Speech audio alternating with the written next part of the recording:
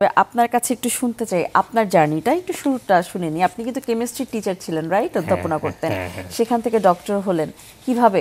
আপনি যদি একটু শুনি আপনার কাছ থেকে। ব্যাপারটা একটু ইন্টারেস্টিং যে একজন কেমিস্ট্রি অধ্যাপক দীর্ঘদিন অধ্যাপনা করে এখন কাজ করছি স্বাস্থ্য নিয়ে। হ্যাঁ, এটার ব্যাকগ্রাউন্ডটা ছিল যেহেতু মেডিকেলের যে পোস্ট ডক্টরেট করেছি ওখানেই মেডিকেল সায়েন্সের যে বেসিক কোর্সগুলো নিতে হয়েছিল পোস্ট ডক করার আগেই। তারপর আমার ডক্টরেট ছিল হচ্ছে মেডিসিনাল সায়েন্স, মেডিসিনাল কেমিস্ট্রি যেটা বলা হয়। ওখান থেকেই মেডিসিন হাতে করি, কিন্তু এই ফিল্ডে কাজ করার যে একটা অনুপ্রেরণা বা ইচ্ছা বা ডেডিকেশন, একটা বলতে পারেন একটা রেজিলিয়েন্ট মাইন্ড। কীরকম, আমি যখন সেকেন্ড ইয়ারে পড়ি ডক্টরেটের, তখন আমার রিউমেটয়েড আর্থ্রাইটিস ফ্যাক্টর চলে আসছে 152 মতো বা 54, মানে ভেরি হাইলি ইম্প্যাক্টেড, এবং লুপাস এএনএ পজিটিভ দেখা দেয়। তো বুঝতে পারছেন ডক্টর মানে ব্যাক টু ব্যাক চেঞ্জ করছে, আপনার বায়োলজিক্স স্টেরয়েড তো চলছেই, কোনোভাবেই আমি ভালো হচ্ছিলাম না। ডক্টর বলছে তোমার যে অ্যাগ্রেসিভ লেভেলের অটোইমিউনিটি, তোমাকে হ্যান্ডিক্যাপে যেতে হতে পারে শীঘ্রই। Then, as a Bengali, grew up in Bangladesh and then moved to US, I couldn't take it. What if is there any alternative way I can help myself?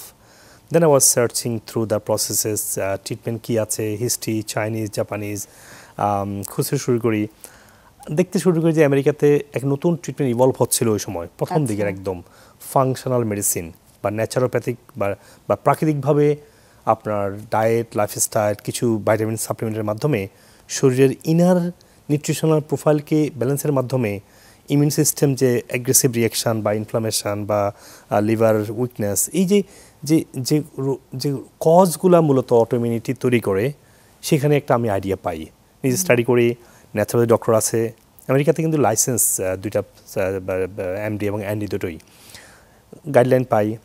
আমি যখন দেখলাম যে আমার মতো কোটি কোটি মানুষ বুঝে না যে রোগ হলেই শুধু ওষুধ নিয়ে আমাকে মরে যেতে হবে, এটা যে একটা মানে সাপ্লিমেন্টাল সাপোর্ট নিতে পারি, এটাতে ট্রিটমেন্টটা সহজ হয়, আমি একটা আমার লাইফটা ভালোভাবে যেতে পারে বা অনেক ক্ষেত্রে পুরো সুস্থ হয়ে যেতে পারে, এটা আমি জানতে শুরু করি। দেন আমার মাথায় আসছে যে এত amazing science, as a medical science post doc করা বা মেডিসিন পোস্ট ডক বা ডক্টরেট করার পরে, আমি যদিও কেমিস্ট্রি প্রফেসর, আমি তো এখানে একটা কন্ট্রিবিউট করার সুযোগ আছে যদি আমি সায়েন্সটা বুঝি।